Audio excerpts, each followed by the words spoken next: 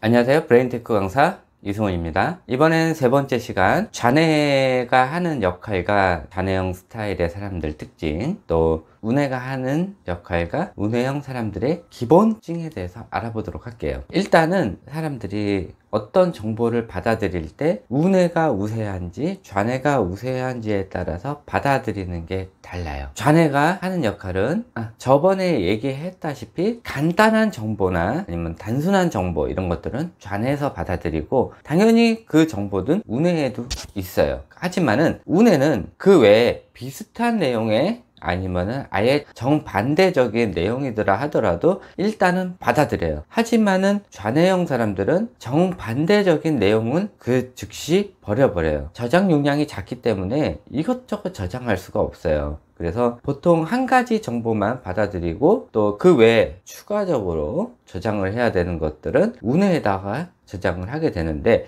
운해가 많이 활성화가 되어 있지 않은 사람들은 그 정보를 버려버려요. 그러니까 저장하는 법을 모르는 거예요. 하지만은 좌뇌형 사람들은 받아들인 정보가 이것이 맞다라고 생각하면 일단은 받아들이고, 그리고 아무것도 몰랐을 때는 일단은 첫 번째 받은 정보를 받아들여요. 그 다음에 이게 잘못됐네 그러면은 갈아치우는 치환 작업을 해요. 하지만은 운해형 사람들은 이 정보를 추가 저장을 해요. 계속. 그래서 많은 경험이 필요하다는 게 무엇이냐면은 이런 추가 정보를 계속 저장을 할 수 있는 이런 능력을 키우라는 거예요. 그래서 어떤 다른 상황이 생겼을 때 이런 경험 정보들이 많이 쌓이면은 각각의 경험 정보를 좌뇌 분석에 대입을 해보고, 어떤 것이 제일 적당하겠다라고 생각을 하고 그것에 의해 결과를 도출시키는 이런 작업을 해요. 그래서 운해형 사람들은 많은 경험 정보, 많은 학습 정보, 이런 것들을 가지고 결과를 도출해내기 때문에 더 정확한 결과를 낼 수가 있고, 그 경험 정보에 대한 결과값도 다 알고 있으면은 지금 내가 처한 상황에 의한 미래에 대한 통찰력, 이런 것도 늘을 수가 있어요.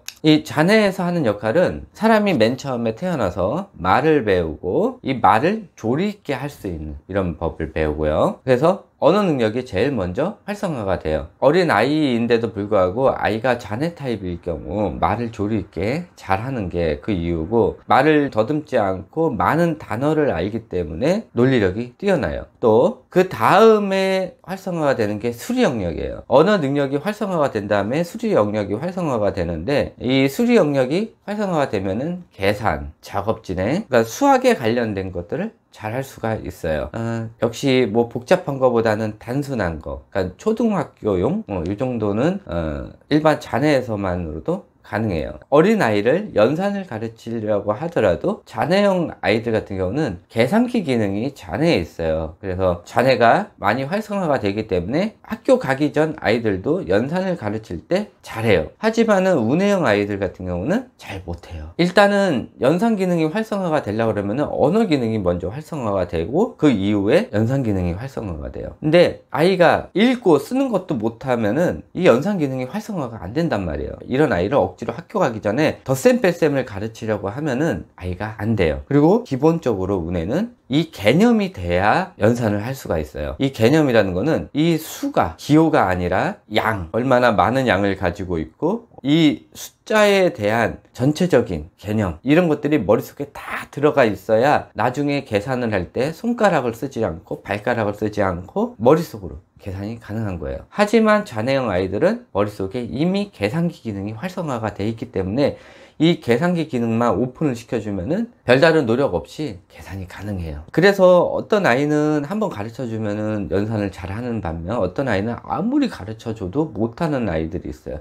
이 운해형 아이들은 뭐 동물, 식물, 아이스크림 뭐 이런 거 가지고 뭐 줄긋기부터 해서 1부터 뭐 100까지 세는 법, 이런 것까지 다 한 다음에 연산을 들어가야 돼요. 하지만 좌뇌형 아이들 같은 경우는 그냥 연산이 돼요. 근데 문제가 뭐냐면은 저 전 강의에서 말씀을 드렸지만은 7세 이전에 이 연산 기능이 활성화가 되면은 운해는 더 이상 성장을 안 해요. 일단은 아이가 한글을 읽고 쓰기 시작하는 순간부터 운해가 점점 도태가 되기 시작을 해요. 거기다가 아이가 연산까지 시작을 했다? 그러면 운해는 이제 끝난 거예요. 더 이상 발달을 안 하고 그 뇌를 가지고 평생 살아가게 돼요. 그래서 7세 이전에 아이를 한글 읽기나 쓰기나 또 연산을 하는 이런 행위는 운해를 망가뜨리는 행위예요. 근데 학교에 가서 또 다른 아이들한테 또 도태될까봐 미리 시키는 이유는 알겠어요. 이게 우리나라 교육의 나쁜 점이에요. 하지만은 부모님 욕심에 7세 이전에 시키면은 아이는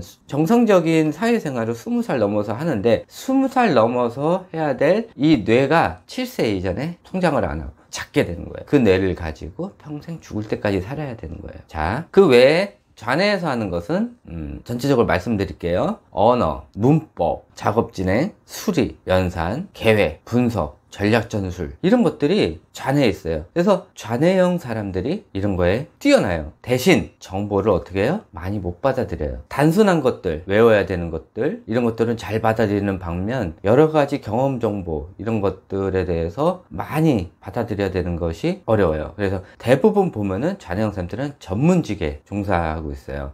여러 가지 방면에 대해서 확인하는 거는 좀 어려워요. 그래서 한 가지 분야에 파고드는 거, 특히 공부해야 되는 것 이런 것들이 많이 활성화가 되어 있고요. 운해형 사람들은 여러 가지 정보를 받아들이고 또 운해에서 하는 역할이 굉장히 많아요. 상상, 창의, 미술, 음악, 글짓기, 글씨 쓰기, 예술에 관련된 거 이런 것들 또 운동도 몸으로 과격하게 움직이는 이런 것들은 좌뇌예요. 그 다음에 예술성을 겸비한 운동 같은 것들, 리듬체조나 피겨스케이팅 이런 것들, 하여튼 예술에 관련되고 아름답게 표현하는 거 이런 것들은 운해에서 하는 운동이고요. 몸으로 움직여서 과격하게 하는 것들 이런 것들, 한 번에 많은 에너지를 쏟는 것들 이런 것들은 좌뇌에서 하는 거예요. 그래서 운동하는 거 자체도 달라요. 그리고 몸으로 움직이는 거, 큰 동작 이런 것들은 좌뇌에서 하고요. 손, 예민한 것들 이런 것들은 운해에서 하는데, 예를 들어서 그림을 그리는데 이 정밀화, 세밀한 거 이런 것들은 좌뇌형 사람들이 더 뛰어나요. 하지만은 추상화, 풍경화, 상상화 이런 것들은 운해 사람들이 더 뛰어나단 말이에요. 요전 강의에서 또 한번 얘기를 했지만은 좌뇌형 사람들이 태어났을 당시 뇌의 크기하고 운해형 사람들이 태어났을 때 좌뇌의 크기는 달라요. 마찬가지 좌뇌형 사람들이 태어났을 때 운해 크기가 한 가지 예를 들게요. 그림에 대해서 예를 들게요. 좌뇌형 사람들이 그림에 대한 감각은 만약에 이만큼이라고 생각을 하면은 운해형 사람들이 태어났을 때 태어나자마자 그림의 감각은 이만큼이에요. 근데 운해형은 좌뇌형하고 다르게 이 성장 속도가 엄청나게 빨라요. 그것을 활성화만 시켜주면은 성장 속도가 엄청나게 빨라요. 그런데 좌뇌형 사람들은요, 노력한 만큼 늘게 돼 있어요. 스텝 바이 스텝이에요. 그래서 1000계단을 올라가려고 하면은 좌뇌형 사람들은 한 계단 올라가야 되고요. 운해형 사람들은 어떻게 생각하냐면은, 야, 이걸 언제 한 계단씩 오르고 있어. 어떻게 한 번에 왕창 올라갈 방법이 없을까? 이렇게 생각을 하면서 막 고민을 해요. 그 사이에 좌뇌형 사람들은 한 계단 올라가기 때문에 이미 100계단은 올라갔는데, 운해형 사람들은 고민을 하느라고 이제 10계단밖에 못 올라가요. 그러다가 좌뇌형 사람들이 한 500계단 정도 올라갔어요. 그때 운해형 사람들은 한 계단 올라가지 말고 여기다가 에스컬레이터를 한번 깔아볼까? 이런 생각을 하는 거예요. 그러면은 좌뇌형 사람들이 한 계단 계속 올라가는 사이에 운해형 사람들은 에스컬레이터를 까는 작업을 해요. 더 편하게 쫙 올라가는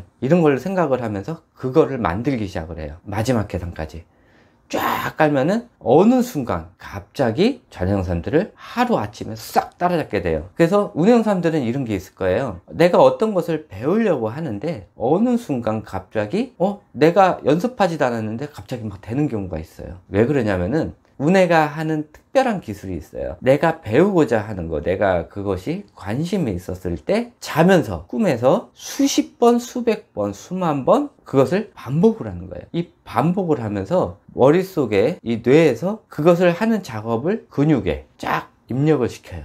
좌뇌형 사람들은 연습한 만큼 늘어요. 하지만은 운해형 사람들은 그것을 집에 와서 뇌 속에서 시뮬레이션을 돌릴 수가 있어요. 시뮬레이션을 돌리면서 자기가 성공을 했을 때 그것을 무한 반복하면서 자면서 몸에 기록을 해요. 그래서 다음날 하려고 그러면은 어제까지만 해도 안 됐던 게 오늘 아침에 갑자기 돼요. 그리고 나서 다른 사람이 하는 응용 동작을 봐요. 그러면은 보고 한 번만 따라 하면은 그날은 안 되지만은 또 자면서 그거를 무한 반복하면서 다음날 하면은 비슷하게 따라 할 수가 있어요. 이게 운해의 능력이에요. 이것은 누구나 다 가지고 있어요. 잔해형 사람들이 언어 능력이 뛰어나고 수리를 잘하고 암기력이 뛰어나고 또 그거에 대한 분석력이 뛰어난 것은 다 타고난 거예요. 이거는 누구나 마찬가지예요. 잔해형 사람들이면은, 그러니까 잔해형보다 잔해 우세형 사람들이면은, 운해 우세형 사람들은 제가 아까 말한 어떤 것을 배울 때 처음엔 느리지만은 어느 순간 성장하는 것, 또 여러 가지 정보를 받아들이고 또 사람들마다 다르지만은 특별한 운해만의 재능을 가지고 있어요. 어느 뇌가 크게 태어날진 몰라요. 미술에 관련된 뇌가 많이 크게 태어날지, 음악에 관련된 뇌가 많이 태어날지, 음악 중에서도 노래일 수도 있고 악기일 수도 있어요. 작곡일 수도 있고, 또 어떤 사람들은 감성이 풍부하기 때문에 시나 글을 잘 쓸 수도 있어요. 이런 여러 가지를 뭐 유전적이든 아니면은 여러 가지 원인에 의해서 아이가 특별한 재능을 가질 수가 있어요. 운해형 사람들이라고 운해에 있는 기술을 다 가질 수는 없어요. 제가 예를 들어서 음악을 잘해요. 음악을 잘한다고 미술을 잘할 수는 없어요. 그 운해에 대해서 그 특별한 기능에 대해서는 제가 요 다음 강의에서 한번 해드릴게요. 사람들이 착각을 하는 게 운해형 사람들이면은 음악도 잘하고 미술도 잘하고 운해에 있는 모든 기능을 다 쓴다고 생각을 하는데 그건 아니에요. 잔해형 사람들도 잔해에 있는 언어 능력, 수리 능력, 판단하고 작업 진행 이런 것들을 다 잘하는 게 아니에요. 그래서 이과 문과가 나눠져 있는 거예요. 아, 나는 수학을 잘해. 그러면은 잔해에 수리 기능이 많이 활성화가 되어 있으니까 이과를 가는 거예요. 언어 능력이 많이 활성화가 되어 있어. 그럼 문과를 가는 거예요. 그런데 우리나라에 있는 인문계가 좌뇌에 있는 언어 능력과 수리 능력을 나눈 거예요. 그리고 운해에 있는 능력을 뭘로 했어요? 예술계로 나눈 거예요. 근데 우리나라 사람들 생각은 어때요? 인문계를 나와야 똑똑한 아이고 예술계나 공고를 가면은 공부를 못하는 아이라고 단정 짓고 있어요. 그래서 운해형 사람들을 공부를 못하고 사회에 도태된 사람이라고 오해를 하고 있는 거예요. 그것은 아니에요. 잘못된 사회 인식이고 기득권 보수층에서 만든 말이에요. 운해형 사람들이 무섭거든요. 운해형 사람들이 더 머리가 좋아요. 그거를 알고 있어요. 운해형 사람들이 많이 커지면 커질수록 좌뇌형, 보수층, 기득권층이 무너져요. 그래서 운해형 사람들을 많이 도태를 되게 하기 위한 옛날 구시대 교육 방법이에요. 그거를 아직도 쓰고 있는 거예요. 우리나라에 아직까지 교육적인 악습이에요. 이것이 사람들 사이에 인식이 되고 잔해형 교육 방식이 정상적인 방식이고 운해형 아이들 하는 방식이 잘못됐다라고 사회적으로 잘못된 인식이 되어 있고, 그렇게 해서 괴롭힘을 어린 유아시기